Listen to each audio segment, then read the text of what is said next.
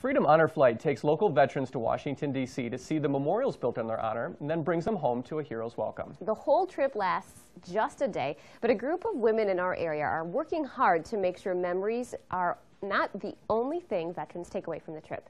News 8's Carrie Victor is us with the story. Carrie? Well, for the last 2 honor flights, veterans have received a handmade reminder to take home with them. They're red, white, and blue pillowcases with USA embroidered on the edge.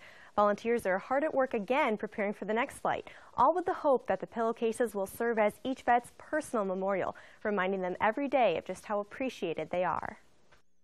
Three Sisters Quilting in Coon Valley is alive with the sound of women hard at work. Today we are sewing 100 pillowcases to be given to the veterans that will be on the September 22nd Freedom Honor Flight. The Patriotic pillowcases, complete with a personal thank you letter to each vet, are the brainchild of Jeannie Bush. One of the things that I thought was, wouldn't it be neat if they were greeted with something to put their head on that night to remind them that they are valued, they are cherished, and what they gave for America will never be forgotten. It's a thought that Bush's father, a prisoner of war in World War II, engraved in her mind. He often said that when he was in prison camp, he made a bargain with God that if he got out alive, he would spend his life in...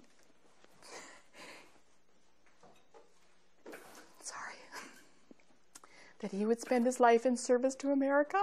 And he taught all of us that we must give back to our communities. So she organized a volunteer effort and gathered about a dozen women to spend their day sewing the pillowcases. This project, in some minds, may seem very small, but for World War II vet Adolph Brown, it's a very big gift. A reminder. Yeah, I keep, every time we crawl in bed, I see it, and I think about all these things too. These wonderful thoughts. He went on last spring's Freedom Honor Flight, and while he couldn't make the day last forever, the pillowcase keeps the memories alive. I use it all the time. Yeah? Oh, yeah. I've even washed it. I said, do you use yours? And he says, every day.